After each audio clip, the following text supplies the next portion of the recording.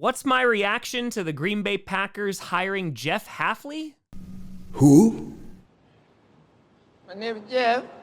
Yeah, I had no idea who this person was.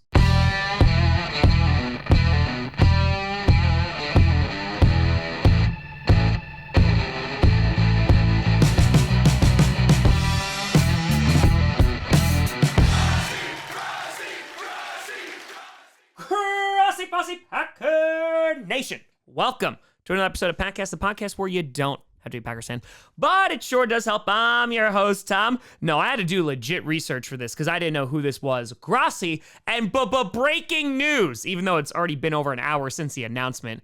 I'm getting slow in my old age. But the Green Bay Packers have settled on a defensive coordinator finally, and that is Mr. Jeff Hafley. And if you know absolutely nothing about him, don't worry. I didn't either. Gonna kind of guide you through where I think their head is at when it comes to this hire and overall what I think about it. So let's get kind of the basics out of the way first. First of all, he is a former co-defensive coordinator all the way over at Ohio State for only 1 year. However, that 1 year kind of set him up, especially within the college world, because he was beloved there. That defense was top 5 in every major category except for rush defense, but it was top 10 at 8, so still pretty darn good. He then became the head coach at BC. He's been there for a few seasons. In 2020, he went 6-5. 2021 went 6-6. And then from there, not so good. Unfortunately, fell to 3-9 in 2022, and in 2023 ended with 6-6. And looking at this year, if you read a couple of articles, it seems like he was going to be fighting for his job this season.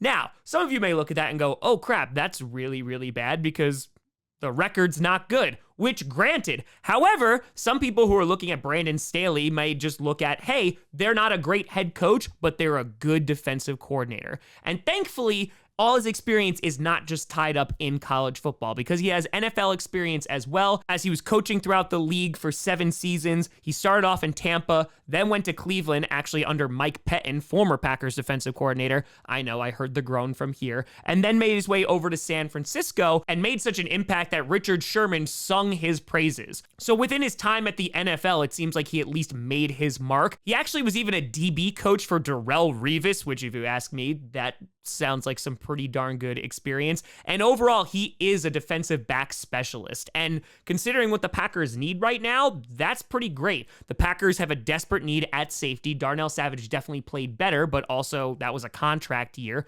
We'll see what happens with his status. On top of that, looking at our corners, we don't know if Eric Stokes is going to be healthy. We don't know what's going on there. And while, listen, this secondary played pretty darn well this year, granted everything, all the injuries and people being out, but I imagine there is going to be an upgrade at the corner position, and to have a DB specialist there, it would definitely help. Now, the other part of this news is that Jeff Hafley is a longtime friend of Matt LaFleur, and you might look at that and go, okay, why is that a bad thing? And listen, it's not always a bad thing. Friends are nice. They're great. But Joe Barry was also a really good friend of Matt LaFleur. And when that hiring happened, I mean, I sat here and kind of scratched my head and said, why? Because it just didn't make sense at the time. And a lot of people were surprised with this hire because all the names that were floating around, we were looking at defensive coaches from the Ravens. We were looking at Staley for a minute. It didn't seem like Jeff Hafley was a name that popped up a lot. And so it's an interesting hire, a guy who has been in college for some time, has NFL experience, but even in some of his interviews, he's talked about how it's basically 2 separate games now, the NFL and college, meaning that within college, it's all about the NIL and transfer portals and all that great stuff. He had no interest there, but he talked about all his connections that he had within the NFL, and he really tried to model his defenses after NFL defenses. So I think overall, there's definitely some room for concern because it's a guy who doesn't have a ton of NFL experience, and his latest experience was at college. I know that a lot of folks were talking about Jim Leonard from Wisconsin. They really wanted him, but my argument was I want somebody with some NFL experience first before we become somebody's first defensive coordinator position.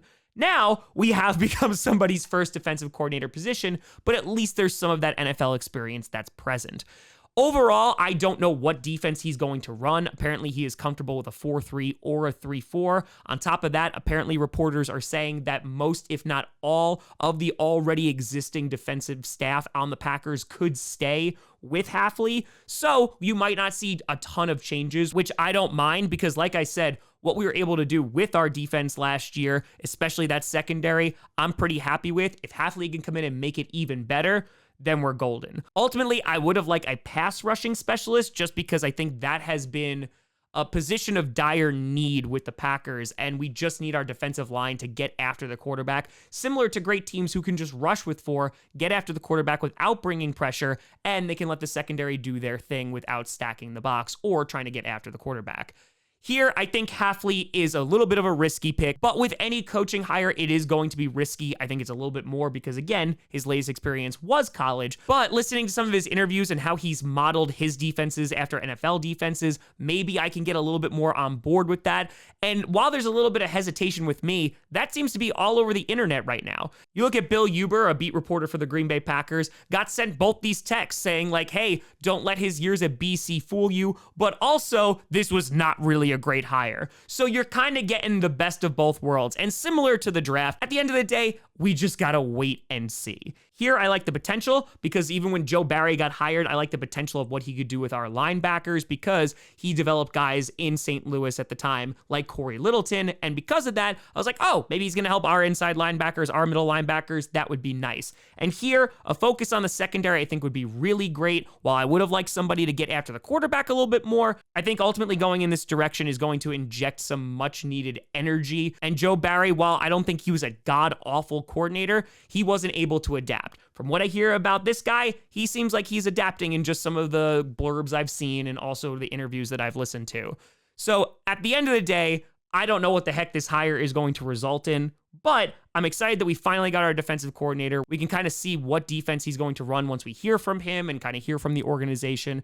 But at the end of the day, the Green Bay Packers have their new defensive coordinator, and yeah, let's see how this goes. But let me know what you think down in the comments below. You know, I saw me at Tom Grossi Comedy, all social media, see down below. A big shout out and thank you to all the patrons and YouTube members for supporting this channel. And thank you so much for watching. I'm Tom Grossi. And as always, go Pack Go.